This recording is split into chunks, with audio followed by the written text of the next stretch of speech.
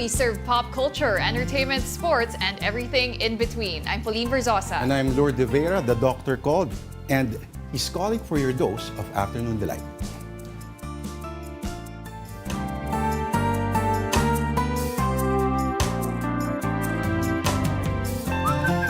It's the 4th of July, 2024, and we all know that this day is very special po sa mga Americans because it's their Independence Day. Kaya naman, Happy Independence Day to the United States of America. Yes! Pero alam mo ba, once upon a time, Tita Pao, ang July 4 ay Independence Day din ng Pilipinas from 1946 hanggang 1962 or 63 panahon ni Diosdado Macapagal. Si Diosdado Macapagal actually yung bumago at binalik niya sa June 12 originally. Bakit naging July 4? Kasi nung na-occupy ba tayo? Well, after the war, supposedly, ang daming mga isa sa mga sabi, parang masyadong busy ang mga leaders natin trying to rebuild the Philippines. Na wala ng panahon na umangal. So, noong July 1946, nakikita mo ron na yung bandila ng Amerika doon sa Luneta, no, bumababa, at sa Pilipinas tumataas. Okay, pero mula noon, yung 60, ang July 4 ay naging Republic Day at yung ngayon ay Filipino-American Friendship Day. So, sa mga friends natin, ironclad. Ironclad. Ika nga, di ba? Friendship yan na. Friendship. Friendship. Oh, pero, friendship. Pero kung makadeny sila ng mga visa, hello. Baka naman po. Baka more chances kapag Independence Day ka mag-apply. Pero ang Independence Day sa Amerika, very yan, di ba? Festive talaga, malaking holiday for them. Ako, yan. puro fireworks yan, Tita Pao. May kanta pa nga si Katy Perry, di ba? Kaya alam kong... Ito kasi Independence Day ba yan? Oo, yung Baby You're a Fire... Wow, ayoko na kumanta. Hindi, fireworks. Oh, pero like the may 4th July 4 ba of July. Ay, ganun May line doon. Yung Soundgarden, meron ding 4th of July na title Na na line. kanta. Okay. So makikita mo yung pinanggagalingan naming mundo at era ni Tita Pao. Magkaiba. Katy Perry. O dahil... And Soundgarden. O dahil dyan, ang delight of the day po natin is tea or tsaa. Hot or cold man ang gusto mo, ito, yan ang ating Ikaw, delight. hot or cold? Actually, hindi ako umiinom ng tea kasi more of coffee ako eh. Bakit? Maniwala ka sa akin, darating ang edad when tea makes all the sense in the world. Ganon? Yes. Sige. Baka enjoyin ko muna yung aking youth habang meron pa. Pero, green tea ba iniinom natin? Yes, Oo, no? green tea flavor. So, pampakalma. Totoo bang ba pampakalama ang green tea? Ang alam ko, mataas ang caffeine content ng green tea, di ba? Sige nga, sige nga. Ayun. Ay, hindi Green hot tea pala naman to. siya. Hot yung sayo. Okay. Kinakalaman si hindi ka pala nagtiti, ano? Naalala ko lang yung pelikula ni Joey De Leon. Yung Batman and Robin. Alias Batman and Robin. Inaalok niya si Don Zulueta ng iba-ibang varieties of tea. Okay. Nasa Batcave sila. Tapos yung huli, gusto mo to? Ng Bat Tea. Oh. Bat tea talaga. Sabi ng director natin, baka chamomile ang pampakalma. Yun, pampatulog yun. Oo. Wala kasi siyang, or mababa lang Yung caffeine zero caffeine content. Pero ito, or July. So, pwede siyang alternative sa coffee. Mama, Pwede. Yan? Actually, sa mga Briton, ang tea ay nilalagyan talaga ng gatas. Okay. So, parang... Medyo sa ordinary Pinay, parang kadiri naman yun. Pero hello, milk tea kaya. Oo nga. Pati matcha. Alam ko green tea, matcha. That's green tea with milk, di ba? Sa Japan, uso yan. Yung green na medyo malapot din yung yung matcha eh. For some reason, Matcha latte. I cannot seem to get into matcha. Ano bang, hindi ko siya na-appreciate. Oo. Yung matcha? Oo. Kasi masarap, matamis. Kung matamis lang, maraming matamis sa mundo. Meron siyang parang chalky, Yes. soil-like texture minsan na... Ewan ko, baka hindi ko palang natitikman yung tamang... Medyo acquired taste nga rin daw ang green tea. Not everyone will like it, pero, why not, 'di ba? Minsan Pero pwede mo naman ma-develop yung Sabagay. baka naman kulang lang ako sa sophistication. At hindi yan madadaan sa papinki, pataas-taas ang pinking. Oo nga, no? Dapat pala may dala tayong teacup din. Ang sarap nitong cold green tea ko. Wow! Naging green gusto tea mo? bigla. Diba? Okay lang. Okay. O yan. Alright, nako! Mukhang kailangan ng pampakalma na tsaa nitong dalawang susunod na makikilala natin, mga quote-unquote, honorable senators ng Pilipinas. 4th of July sa Amerika ngayong araw, pero ang fireworks nangyayari po kahapon sa Senado. Here is the story. Ba't ka galit na galit sa akin ngayon na nire-review ko yung amount na yan? Ang goal ko lang matapos ang building na to. At Paano nga hindi siya- matatapos 15 buwan yung hindi phase 3 siya sa mesa mo, maging- wala kang ginawa? Senate Accounts Committee Chairman Alan Peter Cayetano and Senator Nancy Binay butted heads in a Senate hearing yesterday.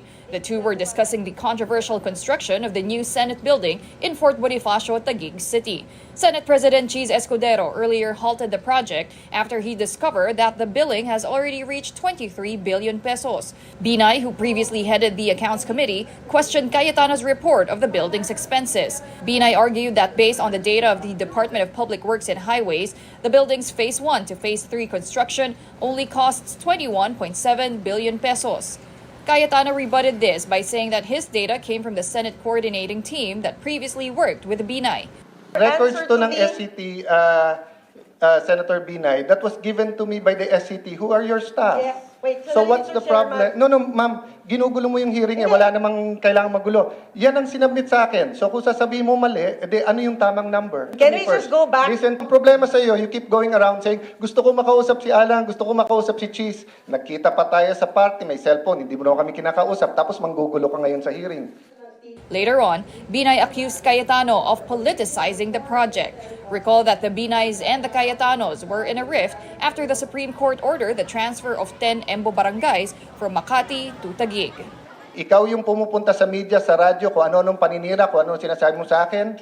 Sabi mo, may sumasaksak sa likod mo. Di kasuhan mo ng attempted murder. Sino ba sumasaksak sa likod mo? Sasabihin mo sa media, may kilalaman to sa Taguig at Makati.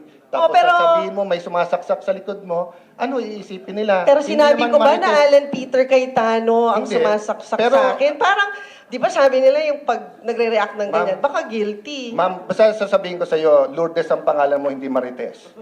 DPWH confirmed Binay's report that the construction of the new Senate building is not pegged at 23 billion pesos. After this confirmation, I made my point. There's no such thing as 23 billion sa Paulit-ulit na tayo DPWH. kanina Thank pa you, na Mr. Chair. 21.7 billion. Kabuang Kanaday. Tapusin natin na maayos to. Senado to ng Pilipinas, hindi to palengke. the Senate hearing about the new Senate building project will continue next week. With all due respect, mas may order sa palengke, ha? Pero okay, may tanong ako sa iyo, Tita Pau. Kapag tinanggal mo yung audio nun, tapos kung foreigner ka kunyari, or somebody from another planet, na may idea of what, yung mga lawmakers are, Okay. or the They have a concept. picture of a... Matatawag mo ba na ito ay miyembro ng upper chamber, Oo nga eh. isa naka-blouse, yung parang mananawagan. Yung nasa gitna, may gurlis dito. Yung isa, nguya ng nguya, tapos yung balbas hanggang dito. Ay nako, basta 20 minutes silang nagbangayan sa Senate kahapon. Meron, alam mo, at least meron man lang dapat isang senador na nandun who called for a recess. Kasi pwede yun eh. Okay. O kahit si Alan, Pag mainit is yung na. chairman, oo. At walang ibang pwedeng gawin ang chair, kundi call for a break. Kasi parang, pampababa ng mga emosyon. Oo, de-escalate. Marami pang sinabi doon, na hindi nakasya sa report. Pero, Okay. 20 minutes nga naman kasi. So, kung gusto nyo panoorin sa YouTube na lang po, hanapin na lang nila. oo. Pero, ako po si Lourd, hindi po Lourdes. At lalong-lalo na, hindi Marites. With all due respect to all the Mariteses in the world. Umpisa lang ng programa, pero bibigyan na namin kayo hindi lang ng isa, kundi 5 quotes of the day. Doon pa rin, still on the subject. Siyempre, galing pa rin sa sagutan nila Honorable Senators Nancy Binay and Alan Peter Cayetano. Okay. Ang first quote from Senator Cayetano, sinabi na nga ni Lourd, no? Siya si Lourd. At sinabi rin ni Senator Alan Peter kay Senator Nancy Binay, basta ang sasabihin ko sa'yo, Lourdes ang pangalan mo, hindi Marites. Ang next quote din naman from Senator Binay, bakit naman ako magbibigay ng question sa media, Mr. Chairman? Baka gawain mo yung nagbibigay ng tanong sa mga media. Excuse me. Wow! Yan ang sagot ni Senator Nancy. Nung sinabi ni Senator Cayetano na pare-parehong question sa interview ni Senator Binay to different media organizations. Hindi ba pwedeng nagpa-press con? Oo nga eh. Okay, third quote from Alan Peter Cayetano pa rin. Nabuang Kanaday. Senado ito ng Pilipinas, hindi palengke. Aha. Yan, sinabi yan ni Sen Alan after Sen Nancy Binay walked out of the room where the Senate was holding the hearing yesterday. I'm not sure if he was aware that nag-walk out yung Oo nga, katabi niya. mukha nga eh. Pero aware kaya siya na may ngumunguya sa kaliwan. ano kayang Hindi sila ginuguya? na-bother, Sarap no? na sarap, Oo nga no? eh. Una akala ko chewy bubble gum. Kasi big movements Oo. eh. That can only be bubble gum. Pero hindi, parang ilang minuto na, okay. So baka kumakain sir lunch. Baka na ano na rin itong si Senator Robin na parang pelikula eh. So, Siya ba kain sinasabi eh. natin? Oo. Baka gutom, ito, karapatan ng sino man na kumain. Oo. Ito naman, quote number 4 from Binay. Hindi po ako nanggugulo, Mr. Chairman. Sa pagpapasok ko pa lang, ginugulo mo na yung issue. Oo. Medyo sabihin natin yung mga ganitong mga gamit. Bihirang-bihira ito. Kasi, di ba may tinatawag sa parliamentary behavior na sabihin natin na I think it begins with the exterior, no? Kung makikita mo noon, ang malala na yung sinabi ni Juan Ponce Enrile kay Teofisto Ginggona. Don't you glare at me. Parang gano'n. Ganun. Or why are you glaring at mga yung mata ni Teofisto Ginggona. Anyway, ito, finally, isa sa pinakamatinding sagutan ng dalawang senador kahapon, and we're showing you that on your screens right now. Ito, Okay, kunyari ikaw si Nancy Binay. sige. Sige.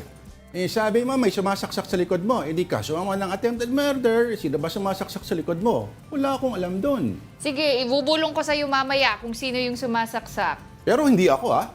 Actually, Mr. Chairman, may sinabi ba akong ikaw? Wala akong sinasabi na ikaw, ha? Ayan.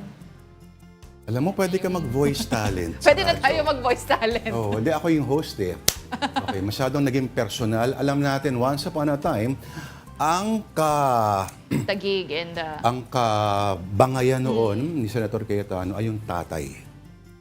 Ang nagsisibig ng investigasyon noon, naalala former mo? VP, okay. O, former VP Binay. Naku, ito nga the thick platens, ika nga. Kasi ano sabi ni Senator Nancy? Sabi ni Senator Nancy Binay na she condemns the insinuations of Senator Cayetano. And we quote, members of the Senate, media and radio anchors can be swayed or influenced by senators. So this is an insult to members of the Senate media and an affront to the media profession. Kasi sabi nga ni Sen Alan no, na baka sinisid ni Sen Nancy yung mga tanong. Kaya pare-pareho daw. Actually, may nakuha akong kwento ng isang insider na yung Senate press corps ngayon ay naiinis dito sa isang senador na to. Kasi, yun nga pinapalabas na parang pro-Nancy sila. Hindi ba pwedeng pare-pareho lang yung gusto nilang malaman na, same question talaga kasi yun yung issue eh. Hindi naman pwedeng magtanong ka ng ibang topic kung yun naman talaga yung topic at hand, the issue at hand. Okay. Earlier today, sa isang interview, Senator Binay says she was considering filing an ethics complaint against Senator Cayetano. Pero may tanong ako sa iyo, Tita Pau. Ano yun nandito sa gilid ng... Haircut niya yan. Uso ba yan ngayon? Sorry Uso, Uso hindi ko yan? na alam eh. Alam ko yung ganyan, nung panahon ng mga, sabi ng Belle Biv DeVoe, New Edition, 80s, soul, hip-hop sa States. Pero hindi natin alam. Baka he's moving to his own rhythm. that knows no era or fads or trends. Pero sa bagay, isipin mo yung Senate President nga nila eh. Diba? Ooh. May hikaw at kumakaja forms, kita mo naman. Pang Faris Passion Week. Pati naman din niya yung katabi ni Sen Alan. Ay, di ba? Ay, yung nasa parang- kaliwa niya, yung umunguya. Oo. Ay, oo naman. Ayan, walk out ang ate mo. Okay. Sige. Alam mo, iinit pa to lalo hanggat walang nagtatry na kumausap sa kanilang dalawa at yan ang nangyayari pag walang unity, Ayun. no? Sa mas mataas na antas ng ating gobyerno, hindi nagkakaroon ng unity doon sa bandang baba. Pero may hirit pa yan eh. Oo. Since mawawala na sa kanila Senator Sonny Angara, ang biro ni Senadora Nancy, di ba dati sila yung parang 7? Ngayon sila 6 bomb na lang daw. 6 bomb? Nako, okay. Abangan natin kung ano mangyayari dyan. Parang teleserye, no? Papakita ko mamaya, akala mo nagbibiro ako. Oh, sige. Tignan natin yan. But moving on to something we Filipinos could be proud of, courtesy of our national team. Ito napakalaking Yay! balita. Good morning talaga sa lahat ng mga Pilipino. Kanina kasi Gilas Pilipinas Hindi. has pulled off a massive upset against world number 6 Latvia in the FIBA Olympic qualifiers. Woo! Okay, so the Philippines shocked the host country right from the get-go and even led by as many as 26 points before securing the victory 89-80. Justin Brownlee led the way with a near triple-double, 26 points, 9 rebounds, and 9 assists, while Kai Soto also exploded with 18 markers and 8 rebounds. This marks the national team's first win against a European team in a FIBA competition in 64 years. Wow. And despite the very, very tall order, recall that Gilas head coach Tim Cone said, "We're not here to win a game. We are here to win the whole thing." Heading into this game, kasi we really respected Latvia. Alam namin kung gano'ng kalakas and gano'ng kagaling tong team na to. So, yung preparation namin heading into this game talagang, yun nga, pinagandaan namin yung mga plays nila, yung mga players nila. So, and we just started strong and tuloy-tuloy lang kami. It was just tough, but just got to give a lot of credit to the full team and the way we came out and competed and, try to sustain our defense throughout the whole game. The guys did a really good job of coming out with great energy to start the basketball game and gave us momentum that we could carry throughout the game. You know, we had some big leads. We were kind of surprised by that. But Latvia had played the night before, and I think combination with that and maybe taking us a little bit for granted. In order to advance to the semifinals, Gilas must take down Georgia later tonight, 8:30 p.m. Philippine time. If they beat Georgia, the Philippines will finish as the top seed in Group A, and they will next face the number 2 seed in Group B that is still being contested. Only the winner of the tournament will secure the lone Olympic ticket in Paris. Nako, baka magkita pa sila ni Tita Denise doon na. Oo, sana. Oo. Pero ano bang ang Pilipinas ba ay anong number ba tayo? Anong rank? 33? Mga ganun, ano? Basta malayo Parang tayo. medyo malayo. Oo. And to shock itong world number 6 Latvia, no one Yes. really saw it coming. Grabe talaga yung performance na ginawa nila tonight. And congratulations, ayan, kay Coach Tim Cone. Siyempre si Justin Noipi Brownlee ang nag-lead sa atin. Pati si Kai Soto, ang ganda My na. God. Kita. Isipin mo, at home court pa ha? Home court in At front ang of the Latvia crowd. talagang ito medyo anomaly siya sa Europe dahil hindi football Yes. ang relihiyon nila dyan, kundi Basketball. basketball. At Oo. basketball mad ito mga to. parang baka isang Serbia. national tragedy siguro sa kanila yung pagkatalo. Pati before this game, tinambakan na nila yung Georgia eh. So, people thought easy win na lang to, advance na sila agad sa semifinals.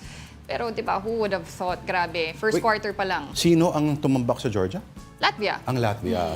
I see. So akala nga nila parang 'di ba, and Georgia is number 16 if I'm not mistaken. Ay, So kaya yan. oo, so grabe. But no surprises here. Sabi ko nga 'di ba, if there's the slightest chance that you could win, why not? Kasi nung Asian Games pinatunayan din naman ng Gilas natin na nothing is impossible. They went all the way to win the gold medal nung Asian Games last year. Courtesy of Coach Tim Cone, pati ang kanyang mga stalwarts. Baka yun talaga yung technique doon. Alin? isipin mo, papasok ka sa game, matatalo ka na. Okay. Oh, para mas ano Oo. ka, Tapos, maging palaban. Yung buong Pilipinas, sabihin natin na yung atensyon ay medyo malayo na doon. At mas concerned sa ibang mga nangyayari sa sport. Yes. Opo. At, pero alam mo kanina, kung hindi nilagay na caption si Kai Soto yon, halos hindi ko siya makikilala. Mama Ibang-iba na yung itsura niya. Oo naman. At may mga tattoo pa dito. Oo naman. So hindi na ba siya pwedeng itulak-tulak ngayon? Hindi na.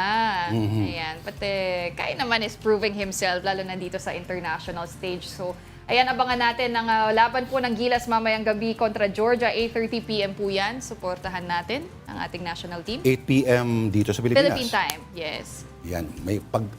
Baka naman mas swerte tayo kapag Pag madaling patay na araw. oras. Hindi ka? Tingnan natin. At walang, yung gugulatin na lang tayo na, Oo nga, "We pagising won!" mo. Oo. Ito, sa showbiz naman, humahataw ang dalawang TV series sa online viewership habang nagbabalik naman ang Hollywood actor na si, nako, idol ko to, si Eddie Murphy. Here is the entertainment wrap from News 5 correspondent MJ Marfori.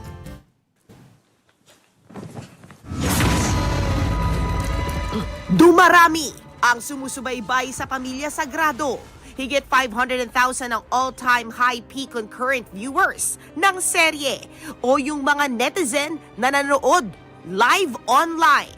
Inabangan kung paano lilinisin ni Governor Rafael played by Piolo Pascual ang gulong kinasangkutan ng anak niyang si Justin, played by Gray Fernandez. Habang patuloy naman ang paghahanap ng hustisya ni Nadia played by Rosana Roses sa pagkamatay ng kanyang anak. Kaya tutulungan siya ni Moy na karakter ni Kyle Etchari.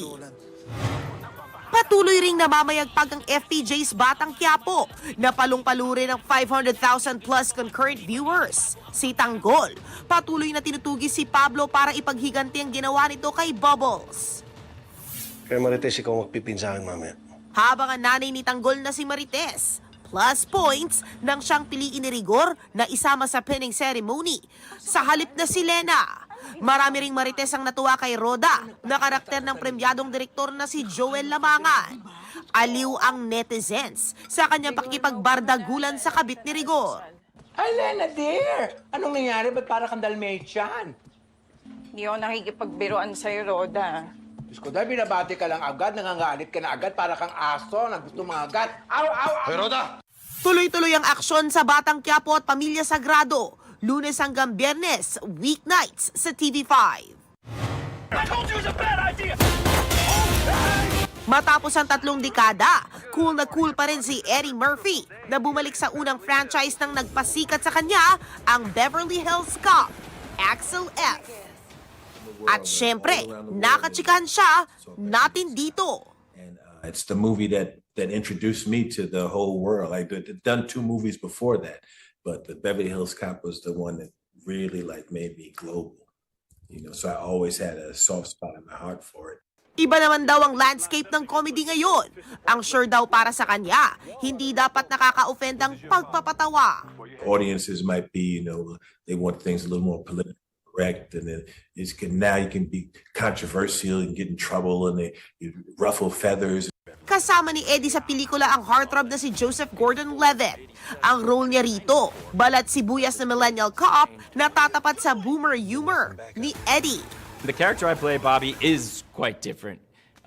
He's sort of a new masculine cop action hero guy. He's more emotionally intelligent, I guess you could say, or sort of sensitive or empathetic.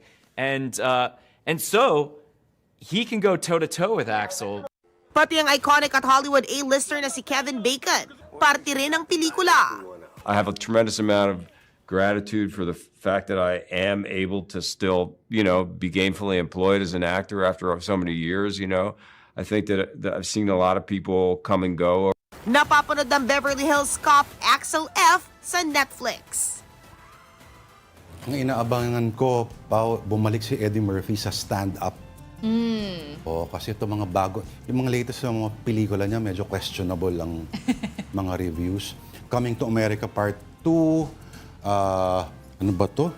You People, tapos ito, ewan ko. Pero abangan natin yan kasi yung unang-unang Beverly Hills 1, 2. Yes. gusto ko siya. Pero mas gusto ko yung 48 Hours with Nick Nolte. All right, more entertainment news for you as we go on break. Here is CNN's Hollywood Minute. I'm completely overwhelmed. Yet another award for Kate Winslet. The Hollywood Walk of Fame star and Oscar, Emmy, and Grammy winner has received a Lifetime Achievement Award from the Munich International Film Festival. Winslet was on hand to accept the honor and introduce the European premiere of her passion project, Lee, about fashion model turned war photographer Lee Miller. The film opens in U.S. theaters September 27th. I would just go, hey, I could sing. Not for a while. Ann Wilson is taking time off for health reasons. The Heart singer says a recent operation revealed cancer. While the surgery was successful, she says doctors told her to take the rest of the year off. So Heart has postponed the rest of its current Royal Flush tour, though Wilson says, I absolutely plan to be back on stage in 2025. Can you imagine our kids on their own? We can't just look away. The state ain't no family. Are you sure these people want us? I know they do. You can call me Mama. Here's a look at Sound of Hope, the story of Possum Trot. The film is based on the true story of a small town in East Texas that embraced 77 children in the foster system who no one else wanted. The inspirational drama opens in theaters on Thursday. In Hollywood, I'm David Daniel.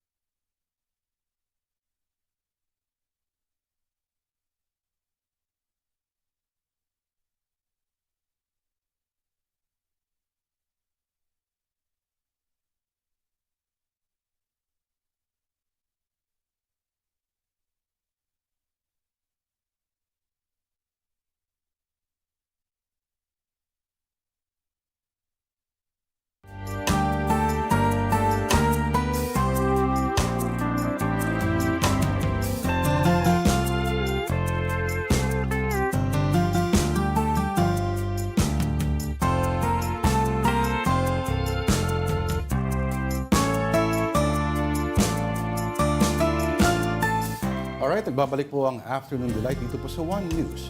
Ako po si Lourd de Veyra. And ako naman po si Pauline Verzosa. Thanks for staying with us. Alright, the National Bureau of Investigation is offering a reward for any information on one Alice Leal Go from Quezon City. Authorities want to know if this is just a namesake or one and the same with the mayor of Bamban, Tarlac. More from News 5 correspondent Elaine Fulgencio. Pareho ng pangalan, kaarawan at taga-Tarlac din ang dalawang Alice Leal Go na nasa datos ng National Bureau of Investigation. Sabi ng NBI, magkaibang fingerprint ni Mayor Alice Go at kanyang katukayo. Hanggang ngayon, hindi pa rin mahanap ang isa pang Alice. Kaya nag-alok na ng pabuyang NBI sa mga kahanap sa kanya. 2005 pa mula nang huli siyang mag-update sa NBI at hindi na naulit pa. Tinitignan tuloy ang posibilidad na baka napag-utusan lang ang isa pang Go. Tissues ito. At hindi Alice Guo ang pangalan niya. Nag-file lang, ginamit niya Alice Guo. Maaring may instruction na kumuha ka ng clearance under this name. Makatutulong daw kung lalantad ang isa pang Alice Go para malaman kung kinopya ba o hindi ang kanyang pagkakakilanlan. Pero kung nagsisinungaling sa totoong pangalan, pwede siyang kasuhan. Ang tanong ngayon, meron nga kayang epekto ang hindi nag-match na fingerprint ng dalawang Alice Go sa nauna nang nag-match na fingerprint ni Mayor Go at ng Chinese na si Go Waping. Ayon sa NBI, Whatever will be the findings, it will not affect yung findings namin na yung Guo Waping at saka si Alice Guo ay iisang tao. inanunsyo naman ni Senator Sherwin Gatchalian na ang lalaking kapatid ni Mayor Go ay Chinese at hindi totoong Pilipino.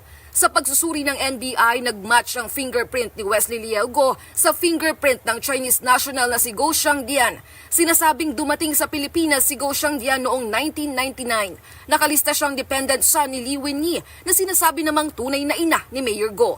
Ayon kay Senator Gatchalian, patunay ito na inabuso ng pamilya ni Mayor Go ang late registration process para palabasing Pilipino sila. Tutulong naman ng COMELEC na maikumpara ang mga hawak nilang fingerprint na Mayor Go at Go Waping. Take note, ang COMELEC ay may sariling handwriting and fingerprint experts. Kung meron ng NBI, meron din ng COMELEC, madami kami na mga experts. Kung sakali election offense kay Go na may parusang hanggang 6 na taong pagkakakulong, hindi na rin siya pwedeng bumoto at kumandidato. Pinakamabigat na penalty, perpetual disqualification to hold public office. So kung sakali mo po mangyari ang lahat ng yan, at nagkaroon na ng final and executory decision, disqualified siya. Pero kung hindi pa mahatulang guilty si Go sa 2025 at kumandidato siya ulit, tatanggapin pa rin daw ng COMELEC ang Certificate of Candidacy ni Go. Pero maghahain pa rin daw sila ng petisyon para siya ay ma-disqualify. Para sa 1PH, Elaine Fulgencio, News 5. And now here's a quick rundown of our headlines. Senator Nancy Binay condemns the remarks made by Senator Alan Peter Cayetano in a hearing yesterday. Cayetano accused Binay of feeding reporters questions to link the issue of the new Senate building's construction to the territorial row between the cities of Taguig and Makati. Binay is reportedly considering an ethics complaint against Cayetano. The armed forces said it will seek more details on the alleged plan of China to send hypersonic missiles to 25 areas in the Philippines. The claim was made by Senator Amy Marcos on her social media page on July 1st.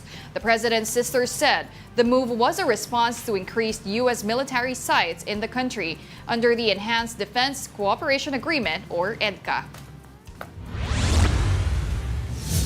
And the Department of Information and Communications Technology confirms its disaster unit has been hacked.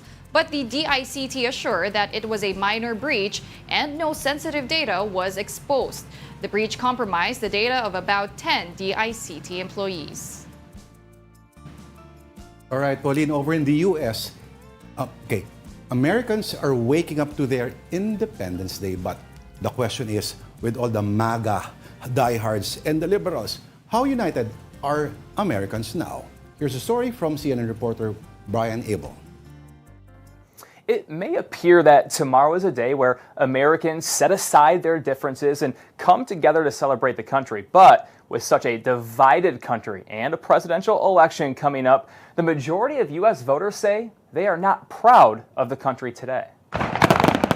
The 4th of July fireworks bursting high in the air, a symbol of celebration for the United States of America, and so often accompanied by the broad stripes and bright stars of U.S. pride. But 248 years since U.S. independence, many Americans aren't feeling patriotic. Patriotism is defined really broadly as feeling pride or love for one's country. A Fox News poll out this week shows a majority of voters in the U.S. are not proud of the country today. And American Studies professor Elizabeth Anker says much of how people feel has to do with our politics. For instance, in the Democratic Party, do you feel that the government is in the service of helping citizens? What we see in people in the Republican Party, patriotism might be, is the U.S. the strongest country in the world? Also driving down pride, a shift in generations. One thing we've seen over the past couple decades, especially in the last decade, is that younger people who have really not been supportive of many of the national policies, even when it's for a party that they support. What could boost back up American patriotism? Anchor says the country often comes together to find collective strength in the face of adversity. Oftentimes it's a sense of sacrifice, of everybody being involved in some way to fight for the greater good. For instance, after 9/11, people came together to help one another out. And Anchor tells me there was a brief rise in patriotism when Barack Obama was elected, but we haven't seen a true sense of pride in over 2 decades since 9/11. In Washington, I'm Brian Abel reporting. And shifting now to sports. Ito, Lourd, narinig mo na ba yung line na you punch like a girl? Wow. Uso pa ba yun? Ginagamit pa ba ngayon yan? Ako, ginagamit pa yan ng iba. But that's definitely not the case for 2020 Tokyo Olympics silver medalist Nesty Petesio. Subukan nila. Even if she already won a silver medal back in the 2020 Tokyo Olympics, the hunger for more is never really in question for Nesty Petesio. Competing in what should be her final Olympic stint, a win, a gold medal will mean so much, not just for Nesty, but for the people who depend on her. Petesio strongly considered ending her amateur boxing career after a tough loss in the 2018 Asian Games.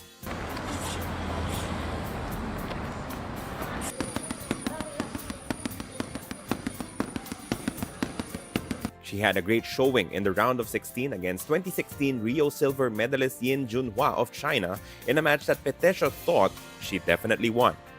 The judges instead gave the Chinese boxer a 3-2 split decision win.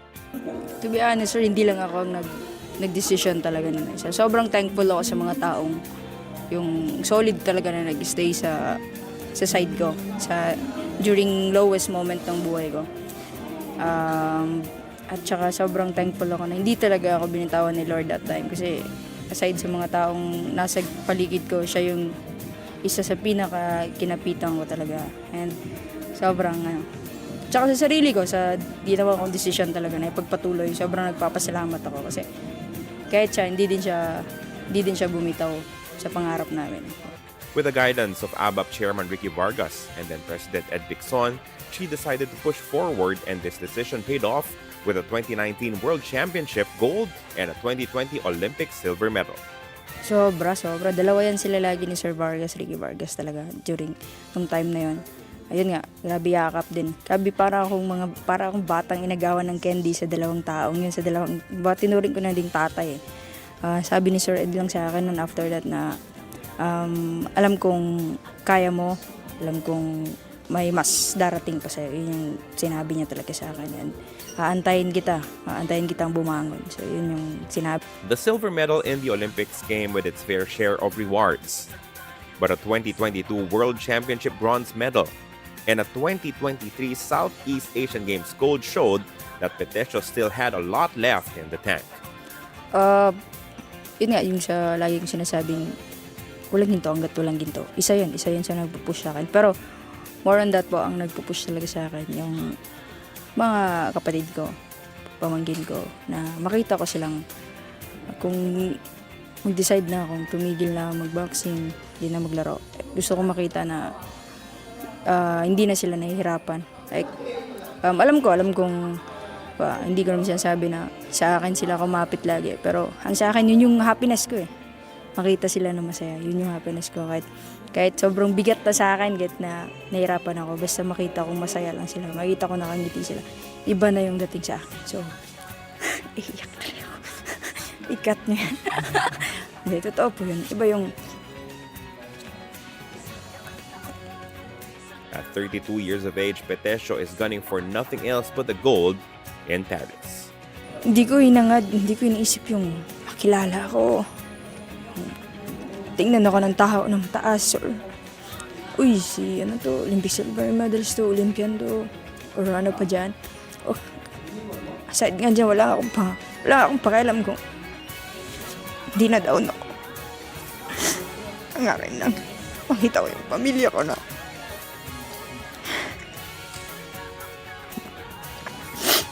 okay po sila. From Mets France, Carlo Pamintuan. Seryoso, introspection. Pero maganda yata i-share mo yung kinento mo kanina. Oo, si Nesty Petesio kasi matagal na yung athlete under yung Association of Boxing sa Pilipinas. And si Ed Picson, the late Ed Picson was her mentor talaga, sec judge siya ng ABAP dati. He was always encouraging her kasi at one point, I think sa SEA Games yun, natalo na si Nesty. Gusto na talaga niya mag-give up daw and to quit boxing in general, all in all. Pero sabi ni Sir Ed Picson, sa kanya may potential ka, naniniwala ako sa'yo. So he encouraged her to continue boxing. Tapos yan, naging world champion pa si Nesty before becoming Olympic medalist, silver. So ito, she has another shot. Sana makapag-gold na siya. Iba, no? Talagang may punto ang mind game talaga ang ang sports talaga. Pero kung isa interview na, alam mo kausap niya hindi yung interviewer pero sarili talaga niya, no? Galing. Abangan natin 'yan. Okay, but at this point, let's check out some stories on social media. Our first story from Singapore's Channel News Asia. Malaysia unveils fiercer-looking Olympic kit design after criticism and apology over cheap-looking outfits. Ayan. Okay, so, teka, Tita Pao, ito ay yung improved Ito at na yun. more expensive, supposedly more expensive Okay, looking so if you version. want to look at the Ano old ba yung dati? version, ito. Ito ata yung, kasi ito yung na-criticize eh. Ito. Okay. So, Cheap looking ba? Talaga? Parang hindi Itong nasa kaliwa. Ano ba ito? ano yan? Tinatago pa yan, i-unveil. Akala. Hindi yan yun. Pero inisip ko kung ito yon, astig yan. I swear. Parang Kanye West. Pang-Olympics, hindi Alam mo, ba? parang Kanye West designs. Yeezy. Or Yeezy designs. Tapos may logo lang ng Adidas. Ganun. Galing kung ito sana yun, no? Hindi, ito yon. So, ito yung na-criticize. Baka daw kasi napakasimple at it's lackluster. As they said. So, minsan simple is more it's okay, di ba? Parang ito, yung Ay, kanina, di ba? Ay, yung pagiging start niya is what makes it powerful and effective. Baka the Olympics is not Logo- ready for that yet. Logo lang kunyari ng... Bansa nila, di ba? Mhm. So, at least nakinig naman. They were open to feedback and this is the new design that they came up with. Mas prominent na yung tiger stripes dito sa jacket nila. And ayan. Pero yan yung stripe sa tipong Tita Pao. Aminin na natin. Dapat super payat ka para masuot niya. Ganon? Nakakataba ba yan? Ang horizontal kasi, horizontal lines. Horizontal lines. They make you expand. Wala naman sidewards. atang malapad sa pagdating sa Olympics. Pag-athlete ka. So, okay lang yan. Team Mas. Sa Espanyol yan ay more. Diba? Pwede rin, oo. Pero ano kayang Mas na yan? Malaysia. At nag-sorry, talaga, nag-apologize talaga yung Malaysia. Kasi mixed feedback nga yung unang design. It was not striking enough. And now they made changes. So, ayun, maganda rin naman na they listen to their countrymen, di ba? So, Ultimately, ang magsasabi ng walang anumang ganda o pangit na uniform pag nakakuha ka ng ginto, tapos lahat ng usapan. yun talaga ang at the end of the day, they're still trying to win a medal. Ito naman still on the Olympics. Outfits, this time on BBC.com. Bakit? 9 of the most stylish kits the athletes will be wearing at the Paris Olympics 2024. Alam naman natin ang Paris, ang France. City of talaga yan, fashion and napaka-stylish ng mga tao doon. So, here are some outfits that will be featured in the Olympics ng ating mga teams. Ito, Canada to. This is beach volleyball. Bakit yung isa 2 can, 1 can? I guess that's their numbers, no? So, Alam mo, hindi ko naisip yun. Talaga? yung jersey sa harap? number nila. Harap yung sa Canada, simple lang, di ba? Simple, red. Pero yung placement kasi, nung text, you wonder what is behind the text minsan. And what is behind the text, hayaan na natin. Ano pa? So, sa Canada, Yeah, ito. So, Canada, they have different designs. Lululemon pala eh. Oo, Wow. social. So, lahat ba sila parang mga magyo-yoga? Kaya mahal ang Lululemon. Mahal ha? ang Lululemon. Meron na ba rito? Wala pang Lululemon dito. Oh. Pero, Ibang meron lemon dito eh. John Lemon. John Lemon. Oh, yung nagbibenta ng mga ano. Ayan, ang ganda. Left on Friday. Ano ibig sabihin I'm kaya? not sure what Left on Friday means. If you're not familiar with Left on Friday, Brand siya. swimwear Tama? brand. Oh, hindi na Swimwear pangalan brand. ha? So, hindi siya Lululemon. Yung isa. Yung isang swimming. team. Oo. Anong team ba yun? Canada din kasi yun eh. So, maybe not for yung swimming, pati yung beach volleyball. So, Oh, ito naman, Left on Friday. ayan. Siyempre may mga kanya-kanyang sponsors din ang bawat teams, diba? Kahit ang Team Philippines, maganda rin naman ang sponsor nila. So, Sino ito, France. Yung brand na sinabi mo kanina. A. Ano bang sinabi ko? Starts with the letter A. Oo. Ike.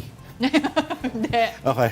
Ito, ang Team France naman, siyempre Of dapat course, the represent sila, host. di ba? Ikaw, personally, anong tingin mo dyan?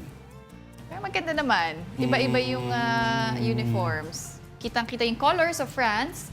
Wow. Tingnan mo, may ano turn sa design dito, yung parang nagbe-blend. Parang gradient. Parang, Wala siyang solid lines.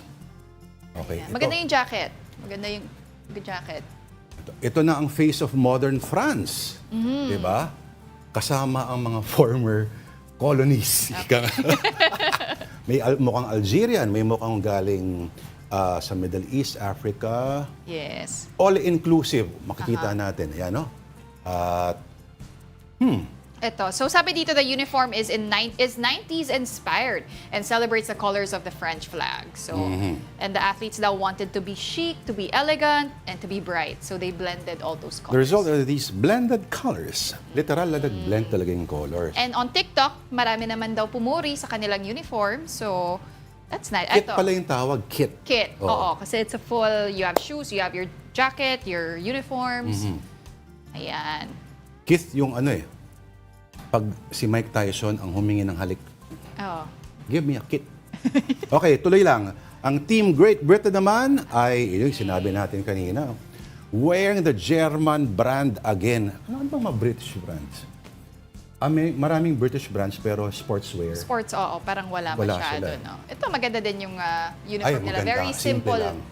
And sporty. Yan ang chic. Oo. So far, my vote goes to Canada. Tsaka ito pa. And Ito pa lang so far. UK, Britain. Mm-hmm. Dapat sinama na rin nila yung Pilipinas dito, no? Maganda din. Oh, Okay. Team USA. In case you missed the point, red, blue, and white. Ang ganda naman, of course, classic USA Ralph colors Lauren kasi. and style din ng brand na yan, 'di ba? Very ano ba yan, parang polo style. Parang Preppy. Preppy, yes. Preppy. Pero tinan mo to, yung shield sa Or fencing. face shield sa fencing, may American flag. Paano kung anti-American yung tanggigil sa iyo? Oo nga, no? O pwede rin pan-distract nga sa kanila din. Pwede. Oo. Or, eksakto, US brand talaga, Ralph Lauren. Oo. Okay. Ralph Lauren. Sabi ko kanina, sana may Team Philippines Ay, ganda din. ng Jamaica. Maganda din. Of course, colors ng Jamaica, very bright. Pero meron din po tayong picture ng Team Philippines. Pakita natin. Ayan. Siyempre, yung mga barong natin, designed by Francis Libiran. Kit bang matatawag ito? Hindi. This is just what they will wear to the opening parade. Do we have pictures of their uniforms? Parang, Excuse me, their kit. Of their kids. Wala tayong picture as of now, but next time sana mapakita natin yan. Pero ito palang mga barong natin, napakaganda. Wala silang sling, excuse me. Oo, wala. Oo. Design po yan. Where But are you gonna go pag na-injure kayo? very intricate, very, di ba, ang ganda nung sa, ano ba tawag dito? Yung collar? Yes. Oo. Oo, collar pa lang, kinarir na. Very, Kaya ba very ng Lululemon yan? Hindi. Ako naman. So, Alright, sa Instagram naman, ang Hollywood actor Leonardo Dicaprio pitches in and calls for the protection of the Masungi Geo Reserve. Uy, sa Rizal. Okay. Aba, kasi naman, ito, ang sabi ni paring Leonardo, Masungi is a lush montane rainforest landscape outside Manila, the bustling capital of the Philippines. The late 1990s, much of Masungi was illegally deforested. Local communities fostered the development of the G-Reserve, spurring efforts to restore this precious ecosystem. From these conservation initiatives, trees were able to grow taller, wildlife numbers slowly increased, and more locals became involved in protecting this ecosystem. Nakapunta ka na ba dyan, Tita Pao? Hindi pa, pero magpunta kayo dyan, gusto ko. Tito Andre. Ang ganda-ganda dyan sa lugar na yan. Oo. And alam mo, hindi ko fina-follow kasi si Leonardo Dicaprio on Instagram, but I was surprised na he's a huge advocate, no, for for the environment. In fact, may pelikula pa yan na pinroduce niya at siya, hindi ko alam kung siya nag-voice over. Tungkol sa sa global warming. Okay. So, ano yan? So it's nice, no, na ayan, we're being heard all the way sa ibang bansa globally na to preserve, to conserve the Masungi ecosystem. Tita Pao, pag kayo nakapunta dyan sa mga Masungi, maiintindihan ninyo, lilinaw sa inyo kung bakit kailangan siya alagaan lalo. Oo. Napakaganda nga naman talaga. Yan, no? Wow, di ba? Sana. Ganyan kaganda ang Pilipinas. Sipin mo, tatayuan mo lang yan ng mga mall at subdivision at mga kung ano-anong housing. So this post of Leonardo DiCaprio already garnered close to 72,000 likes. At yung mga comment din sa kanya, syempre mga Pilipino, mga netizens natin, thanking him, na thank you for broadcasting this. Pero postahan tayo pag human rights ang pinost yan, ito-troll yan. Ay, ganon. Mind your own business. Ayan, iba pang posts niya, di ba? Go Very save focused Kate talaga. Winslet in Titanic, mga ganyan. Titanic pa rin. Okay. So, ayan. For now, it's time to take a breather. First, magbabalik po ang Afternoon Delight. Please keep it here on One News.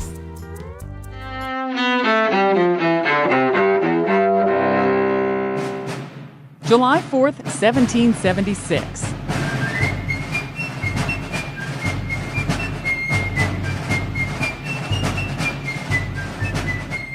In Philadelphia, the birth of the United States of America. The Continental Congress adopts the Declaration of Independence, proclaiming Britain's 13 colonies to be free. 1826. Former Presidents John Adams and Thomas Jefferson each die on the same day. It happens 50 years after the Declaration of Independence, which Jefferson wrote and Adams helped shape. 1976. Israeli commandos conduct a daring raid at Entebbe Airport in the Central African nation of Uganda. They rescue almost all the passengers and crew of an Air France jetliner seized by pro-Palestinian hijackers. 1802. The United States Military Academy officially opens at West Point in upstate New York. 1939. I consider myself the luckiest man on the face of the earth. Lou Gehrig, baseball's Iron Horse, says farewell to his fans at New York's Yankee Stadium. Gehrig, afflicted with a degenerative disease that eventually bears his name, dies 2 years later. And 1927. I knew I wanted to be a writer when I was about 14 or 15.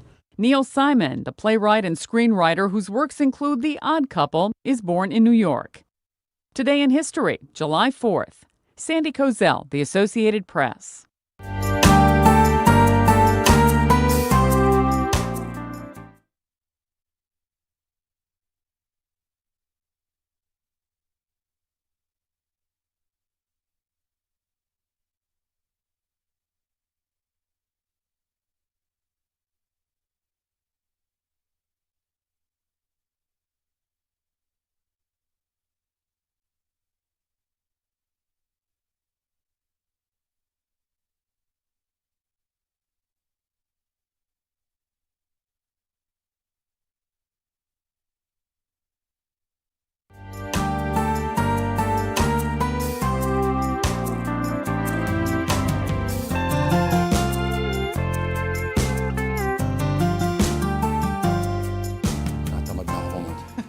Congratulations po kay Lourd. Today na po nag-open thank you. ang kanyang exhibit. So, It's now open for viewing. Parang burol lang, ano? Pero sa 11, drinks shall be served. on July 11, save the date na po. Alright, thank you so much for watching Afternoon Delight. Ako po si Pauline Verzosa and you're still tuned into our show. Ako naman po si Lourd de Veyra. Okay, so there's a new partnership that aims to bring health and wellness to Filipinos. Mobile Journal Francis Orsio tells us more. Sa panahong dumarami ang mga sakit, minsan di na raw sapat yung pagkain ng masusustansyang pagkain at pag-ehersisyo. Dapat regular na check-up na rin para kung may sakit man, agad maaagapan. Sa dami ng mga ospital at klinik na may health screening services, may isang nangunguna sa Pilipinas pagdating sa usaping advanced executive health check-up, ang Fullerton Health. Fullerton Health is probably Southeast Asia's largest provider of healthcare network management services. And now the Philippines, we are looking to provide the populations here with executive health screening as well as advanced diagnostic imaging services. Depende sa pangangailangan ng pasyente, pwedeng suriin ang kondisyon ng buong pangangatawan, pati na ang heart, liver, kidney, thyroid at iba pang tests. Pero mas advanced ang serbisyo ng Fullerton Health. Sa loob lang ng 2 oras, tapos na lahat ng health screening tests. Malayo sa karaniwang kalahating araw o hanggang kinabukasan. May executive class pad pa na natatangi lang sa Pilipinas. Ito yung mala business class private space na pwedeng tambayan ng pasyente habang isinasagawa ang check-up. This is for everyone. This is for every Filipino. And this is the only time that they can feel an upgrade from what they are experiencing right now. Mas pinadali pa ang pag-avail ng executive check-up. Sa tulong yan ng MWell, ang digital healthcare arm ng Metro Pacific Investments Corporation. Meron kasing 24/7 health and wellness mobile application ang MWell kung saan magagamit para ma-access ang mga serbisyong meron ang Fullerton. It's also important that we reach the public quite fast. So we have partnered with MWell. We know that through Health Hub, we're there, we're visible, and it helps us a lot because we get inquiries, the clients get to reach out to us very quickly, and even setting up appointments. Sa mga interesadong mag-avail ng executive check-up packages ng Fullerton Health, i-download lang ang MWell 24/7 app. Mobile journalist Francis Orsio po, hatid ang mukha ng balita. Naniniwala ka ba, Tita Pauline, ng pag-ibig ay hinahanap at hindi hinihintay mo lang na mahulog mula sa kalangitan? Hindi dapat hinahanap. Hindi hinahanap? Talaga?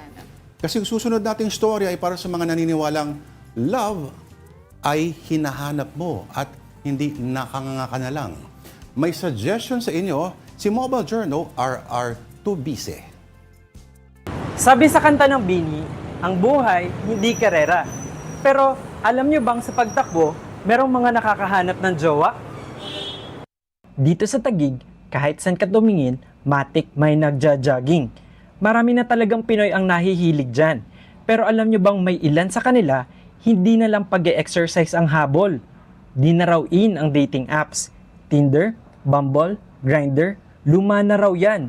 Ang uso ngayon, humanap ng love life through running groups and exercise apps. Gaya na lang nina Chris and Francis. So Francis and I met through our running team. Nag-join siya sa team and I'm one of the lead runners. Tapos on the side, naging friends kami. Noong una, takbo-takbo lang daw. Hanggang sa pakapi-kapi na at ngayon, sila na. Para mahabol mo siya. Yun yung yun yung good thing about it na hindi na ako maghahanap sa ibang tao na to be motivated kasi nandito na katabi ko. Para sa landi expert, runner at podcaster na si Danny Benvenida, kung hindi raw sa dating apps, sa running communities at running apps daw, tiyak kang may mabibingwit.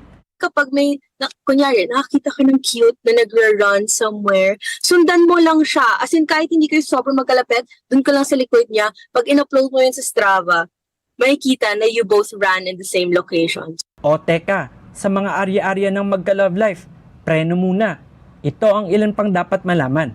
Okay, so tip number 1, join a run club. Sobrang daming run clubs in Manila alone. And that way, you can join a community and build a community. Then the second is, try to find friends. Pag naglalandian, hindi naman agad, attack agad, diba? Then the third is, once you meet someone na feeling mo naman, magkaka-jive kayo, that's when you can schedule your runs together. Siguro, nagtatanong kayo kung bakit di na lang sa dating apps. Sabi ng isang pop culture expert mula UP Diliman na si Sir Michael Andrada, posibleng pagod na raw ang younger generations sa hookup culture. Kaya naman, sa running apps na sila napunta. Overt at hypersexualization noong mga kilala na ng mga dating apps, no? So meron ding ganoong klase ng sabihin nating stigma na at reality na nagaganap doon. No? In a general sense ay ang health at fitness naman talaga ay mga bagay na siguro nagbibigay ng cloak ng security, no? O ng semblance of security doon sa ilang mga tao na gusto rin maghanap ng mga meaningful na relationship kahit na hindi necessarily romantic. Pero payo pa rin sa lahat, saktong takbo lang. Huwag yung para kang habol ng habol. At kung di mo naman makasalubong si Dawan, payo ni na Chris at Francis. Go for it. If you want to try running, we go for it. And if you find that you're totally genuine and genuinely interested in doing it, continue mo lang. Sa running kasi, makikita mo face-to-face yung tao. Kaya, mas nagkakaroon ng difference between na nag-swipe left and swipe right. Right, exactly. So, yun yung major difference of it. Kung tatakbo ka, eyes on the goal. Nasa inyo na yan kung ang habol nyo ay healthy lifestyle or love life. Mobile journalist RR Tubise po. Hatid ang mukha ng balita. Right. Kaya pala maraming sumasali sa mga 3K, 4K, 10K at kung ma-meet mo naman ang feeling mo na the one, saan ang date? Baka pwede yung pakape-kape, pika-pika or full meal. Ito pong ilang food places sa ating I Saw the Signs Today. Ito na po ang I Saw the Signs Food Spots Edition. First photograph, Tita Pauline. Hey, Bruce Almighty. Witty and fairness. Pangalawa naman ay Hijo de Pita, Mexican Pita Shop. Okay, ang ating third photo naman. Pork Barrel Grill and Restaurant. Okay, malapit sa amin yan. Malapit sa UP rin. Oh, nadadaanan ko to eh. Number 4, Juice Kuthay. Healthy, fresh, and delicious. Okay, so sa may-ari lang ng, ano yun? Pita. Hijo de Pita. Hijo de Pita. Ang pita, di ba parang ano siya? Hindi siya Mexican, di ba? Hindi ba Mexican? Parang Indian ata siya. Okay. Hindi pala Mexican. Anyway, same banana halos. Okay, if it walks like a duck, pita bread pa rin yun. Okay. If you've seen the signs po, please do send them to us here on Afternoon Delight at afternoondelight on gmail.com. Okay, nag-warm up na ako. Para saan? Running. Uy, talaga? Sasali ka na rin dun sa mga running club. Anyway, that's it for us today. This Thursday, July 4, I'm Pauline Verzosa. I'm running the 3K marathon. I'm Lourd Veyra. Join us again tomorrow, 2 p.m. Have a delightful afternoon, everyone.